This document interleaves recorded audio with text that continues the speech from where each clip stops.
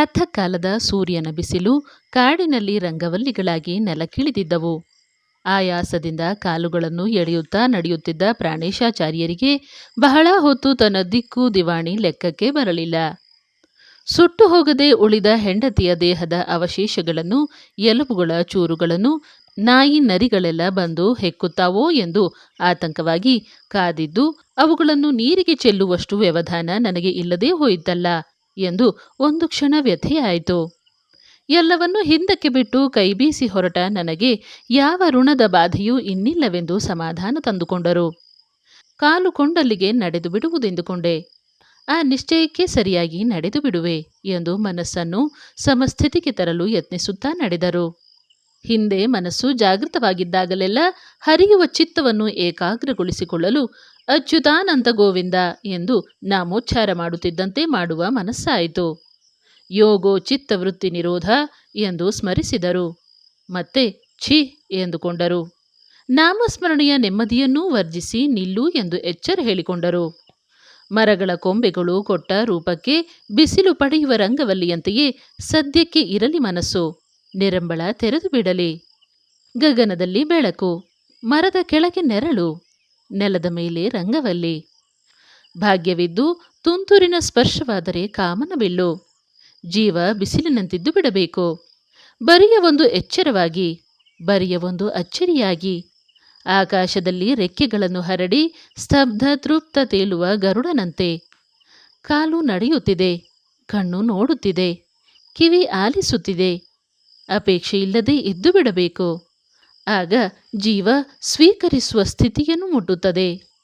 ಇಲ್ಲದಿದ್ದರೆ ಅಪೇಕ್ಷೆಯಲ್ಲಿ ಗೊರಟವಾಗುತ್ತದೆ, ಮುರುಟುತ್ತದೆ, ಕಲಿತ ಮಗ್ಗಿಯಾಗಿ ಬಿಡುತ್ತದೆ. ಕನಕನ ಮನಸ್ಸು ಬರಿಯ ಒಂದು ಎಚ್ಚರ ಅಚ್ಚರಿಯಾದ್ದರಿಂದ ಗುರುಗಳ ಎದುರು ಬಂದು ಹೇಳಿದ, ಗುಟ್ಟಾಗಿ ಎಲ್ಲೆಂದು ತಿನ್ನಲಿ ಈ ಬಾಳೆಹಣ್ಣನ್ನ? ದೇವರು ಎಲ್ಲ ಕಡೆಗೂ ಇದ್ದಾನಲ್ಲ? ದೇವರು ನನಗೆ ಬಾಯಿಗೆ ಕಲಿತ ಮಗ್ಗಿಯಾಗಿಬಿಟ್ಟ. ಕನಕನಿಗಿದ್ದಂತೆ ಅಚ್ಚರಿ ಎಚ್ಚರವಾಗಲಿಲ್ಲ. ಆದ್ದರಿಂದ ಈ ಮುಂದೆ ದೇವರು ವರ್ಜ್ಯ ನನಗೆ. ದೇವರನ್ನು ಬಿಟ್ಟ ಮೇಲೆ ಗುರು ಋಣ, ಪಿತೃಋಣ, ದೇವಋಣದ ಬಗ್ಗೆ ಇರುವ ಆತಂಕವನ್ನೂ ಬಿಡಬೇಕು. ಅಂದರೆ ಸಮಾಜವನ್ನು ಬಿಟ್ಟು ನಿಲ್ಲಬೇಕು. ಆ ಕಾರಣಕ್ಕಾಗಿಯೇ ಕಾಲು ಕೊಂಡಲ್ಲಿಗೆ ನಡೆದು ಬಿಡುವುದೆಂದು ಮನಸ್ಸು ಮಾಡಿ ಹೊರಟು ಬಿಟ್ಟ ನಿಶ್ಚಯ ಸರಿ. ದಾರಿ ಇಲ್ಲದ ಈ ಅರಣ್ಯದಲ್ಲಿ ಹೀಗೆ ನಡೆಯುತ್ತಲೇ ಇರಬೇಕು. ಆಯಾಸವಾದರೆ, ಹಸಿವಾದರೆ, ತೃಷೆಯಾದರೆ? ಪ್ರಾಣೇಶಾಚಾರ್ಯರ ಯೋಚನೆಯ ಸರಣಿ ಥಟ್ಟನೆ ನಿಂತಿತು. ಇನ್ನೊಂದು ಆತ್ಮವಂಚನೆಯ ಗುಹೆಯನ್ನು ಹೋಗುತ್ತಿದ್ದೇನೆ ನಾನು. ಕಾಲು ಕೊಂಡಲ್ಲಿಗೆ ನಡೆದು ಬಿಡುವುದೆಂದು ನಿಶ್ಚಯಿಸಿದ್ದರೂ ದೂರದಲ್ಲೆಲ್ಲೋ ದನ ಕಾಯುವ ಹುಡುಗನ ಕೊಳಲಿನಿಂದ, ಹಸುಗಳ ಕೊರಳಿನ ಬಿದಿರು ಗಂಟೆಗಳ ನಾದದಿಂದ ಯಾಕೆ ನಾನು ಅತಿ ದೂರನಾಗದಂತೆ ನಡೆದೆ? ನನ್ನ ನಿಶ್ಚಯವೇನಿದ್ದರೂ ಕಾಲು ಮಾತ್ರ ಜನವಸತಿಗೆ ಹತ್ತಿರವಾಗಿಯೇ ನನ್ನನ್ನು ನಡೆಸಿತು. ನನ್ನ ಲೋಕದ ಪರಿಮಿತಿ ಇದು. ನನ್ನ ಸ್ವಾತಂತ್ರ್ಯದ ಪರಿಮಿತಿ ಇದು. ಮನುಷ್ಯ ಸಂಸರ್ಗ ಬಿಟ್ಟು ಇರಲಾರೆ.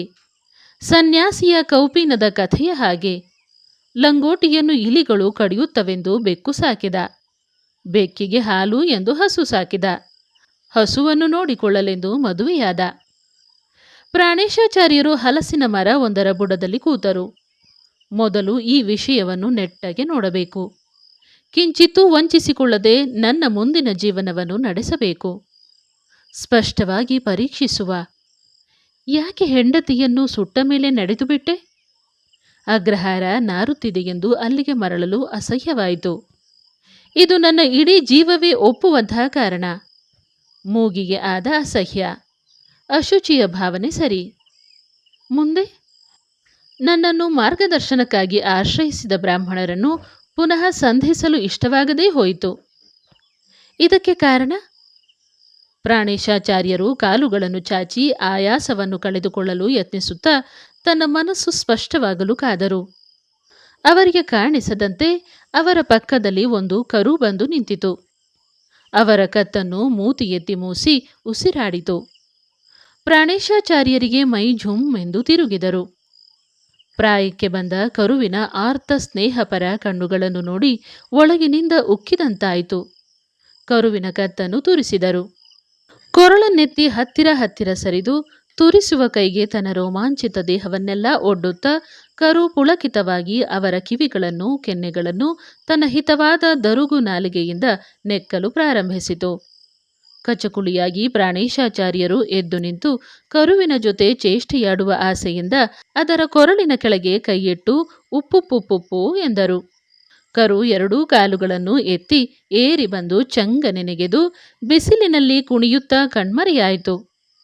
ಪ್ರಾಣೇಶಾಚಾರ್ಯರು ಏನು ಯೋಚಿಸುತ್ತಿದ್ದೆ ಎಂದು ನೆನಪು ಮಾಡಿಕೊಳ್ಳಲು ಯತ್ನಿಸಿದರು. ಅದೇ ಹಿಂದಕ್ಕೆ ನಾನು ಯಾಕೆ ಹೋಗಿ ಬ್ರಾಹ್ಮಣರನ್ನು ನೋಡಲಿಲ್ಲ ಎನ್ನುವ ಪ್ರಶ್ನೆಯಲ್ಲವೇ? ಆದರೆ ಮನಸ್ಸು ಕೂರಲಿಲ್ಲ. ಹಸಿವಾಗುತ್ತಿದೆ.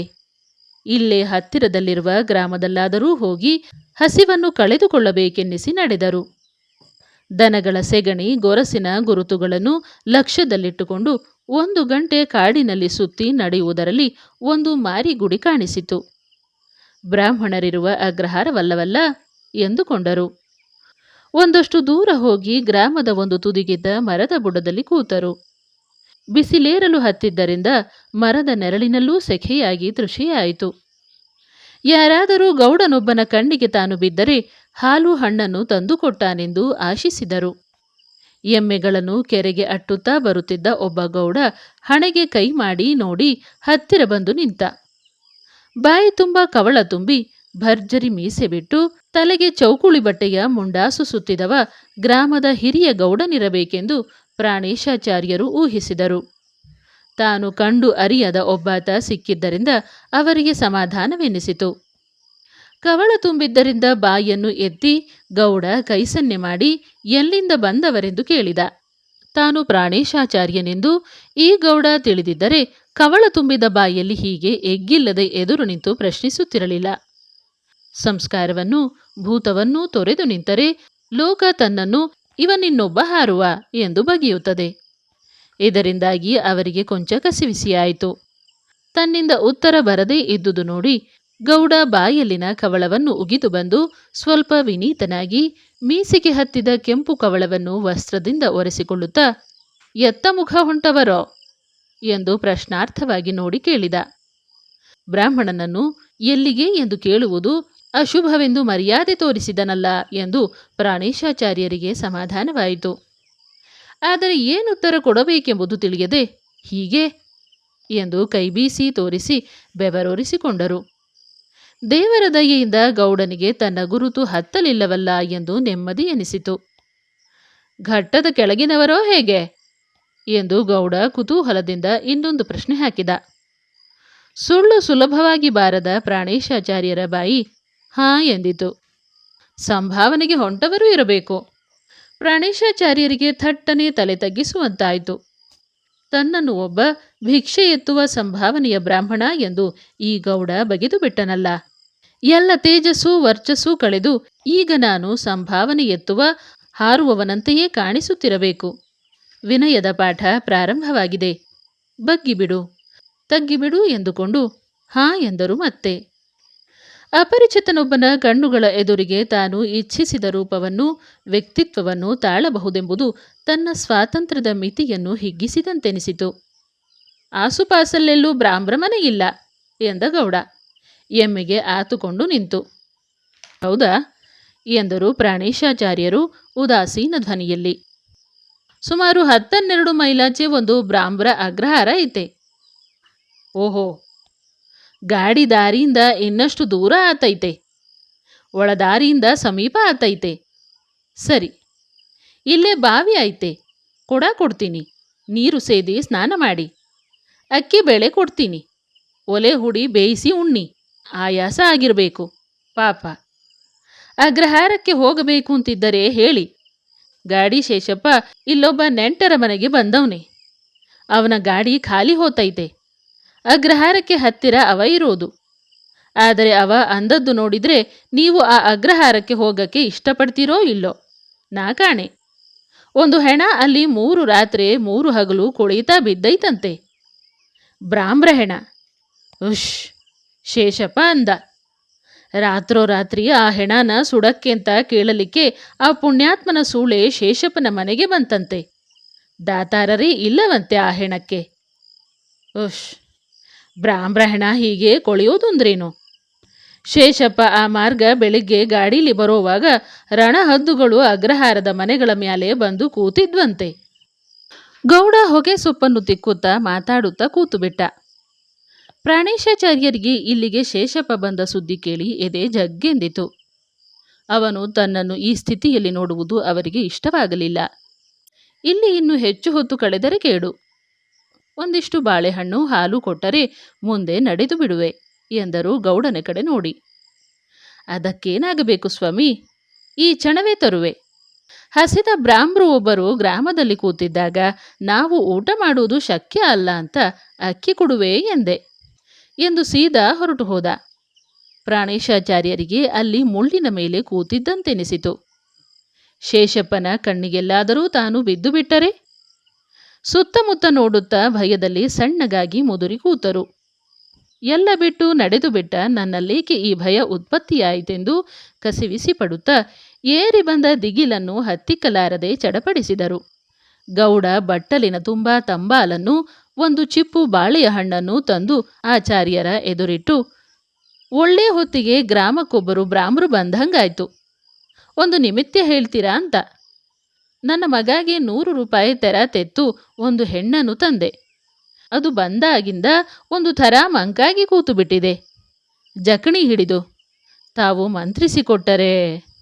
ಅಭ್ಯಾಸ ಬಲದ ಮೇಲೆ ಥಟ್ಟನೆ ತನ್ನ ಬ್ರಾಹ್ಮಣ ಧರ್ಮದ ಉದ್ಯೋಗವನ್ನು ನೆರವೇರಿಸಲು ಉದ್ಯುಕ್ತರಾದ ಪ್ರಾಣೇಶಾಚಾರ್ಯರು ಮನಸ್ಸಿಗೆ ಲಗಾಮು ಹಾಕಿ ನಿಲ್ಲಿಸಿದರು.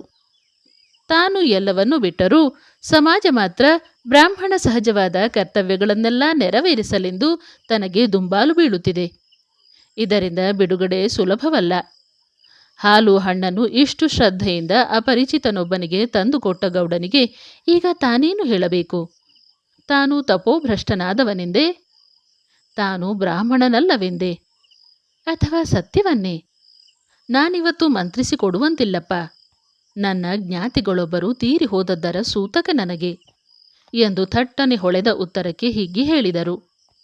ಹಾಲನ್ನು ಕುಡಿದು ಬಟ್ಟಲನ್ನು ಹಿಂದಕ್ಕೆ ಕೊಟ್ಟು ಬಾಳೆಹಣ್ಣನ್ನು ವಸ್ತ್ರದಲ್ಲಿ ಕಟ್ಟಿಕೊಂಡು ಎದ್ದು ನಿಂತರು.